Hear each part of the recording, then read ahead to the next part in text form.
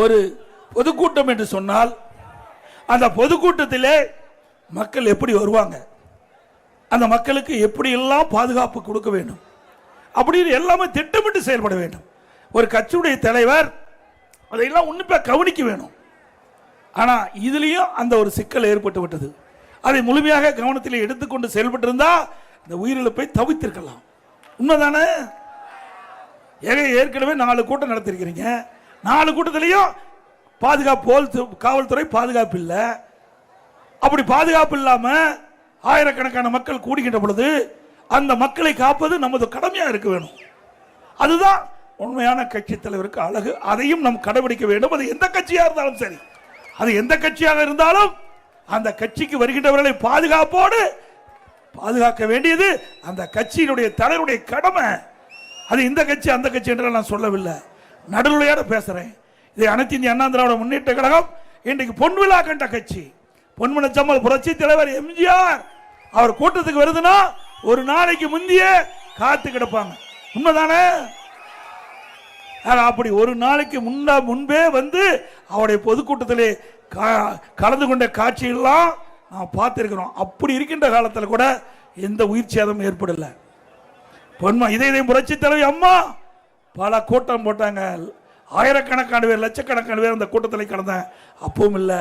53 ஆண்டு காலம் அனைத்து இந்திய அண்ணா திராவிட முன்னேற்ற கழகம் பல மாநாடு நடத்தியிருக்குது, பல கூட்டம் போட்டுக்கிறோம், பல ஆர்ப்பாட்டம் நடத்தியிருக்கிறோம். இப்படியெல்லாம் எந்த சமூகம் நடைபெறவில்லை. அதே போல அண்ணா திமுக மட்டும் இல்லை, இன்றைக்கு பிரதான கட்சி திமுக, எனது பல கட்சிகள், தமிழகத்தில் இருக்கின்ற பல கட்சிகள் எந்த கட்சி கூட்டம் நடத்தினாலும் முழுமையான பாதுகாப்பு கொடுத்த அரசாங்கம் அண்ணா திமுக அரசாங்கம். எங்களுக்கு இந்த கட்சி அந்த கட்சி என்று பார்க்கல, மக்களை பார்த்தோம்.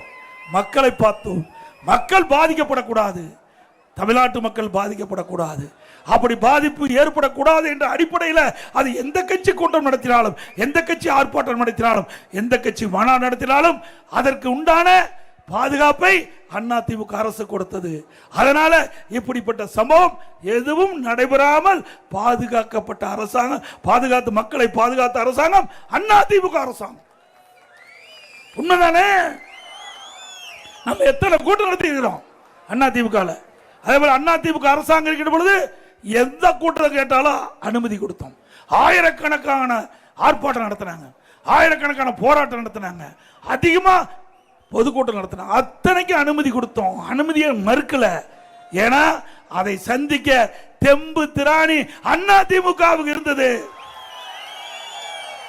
இன்றைக்கு இருக்கிற முதலமைச்சர் தெம்பும் கிடையாது, திராணியும் கிடையாது, பொம்மையா இருந்துகிட்டு இருக்க. இவர்கிட்ட அனுமதி கேட்டா கொடுப்பதில்ல. திராவிட முன்னேற்ற கழக அரசுல பொதுக்கூட்டம் நடத்தவனா அனுமதி கொடுக்கறதில்ல, நீதிமன்றத்துக்கு போய் அனுமதி வாங்கி இன்றைக்கு பொதுக்கூட்டம் நடத்த வேண்டிய அவலநிலை தமிழகத்தில் இருக்குது. அப்படியே நீதிமன்றம் அனுமதி கொடுத்தாலும் ஆனா பாதுகாப்பு கொடுக்க இந்த அரசாங்கம் மறுத்தது. அதனால் இன்றைக்கு 41 உயிர்கள் இழந்து இருக்கின்றோம் என்பதை நாம் எண்ணி பார்க்க வேண்டும். இன்றைக்கு நான் அண்ணன் சொன்னாங்க, இன்றைக்கு எழுச்சி பயணத்தை தொடங்கி ஜூலை 7ஆம் தேதி எழுச்சி பயணத்தை தொடங்கினேன். இன்றைக்கு இந்த பாப்பிரெட்டிப்பட்டியில 165வது சட்டமன்ற தொகுதி, 165வது சட்டமன்ற தொகுதி உங்களை சந்தித்து பேசுகிறேன். நான் 165 சட்டமன்ற தொகுதியிலையும் எழுச்சி பயண பொதுக்கூட்டத்தில் பேசும்போது ஒரு 4-5 சட்டமன்ற தொகுதியில் தான் பாதுகாப்பு கொடுத்தாங்க, வேற யாரும் பாதுகாப்பு கொடுக்கல. இங்க இருக்கின்ற நிர்வாகிகள், இங்க இருக்கிற அண்ணா திமுக நிர்வாகிகள், அண்ணா திமுக தொண்டர்கள், பொதுமக்கள், கூட்டணி கட்சியை சேர்ந்த நிர்வாகிகள், தொண்டர்கள் பாதுகாப்போட நம்ம எழுச்சி பயண பொதுக்கூட்டத்தை நிறைவேற்றினோம். இப்பொழுதுதான் காவல்துறை வந்திருக்குது.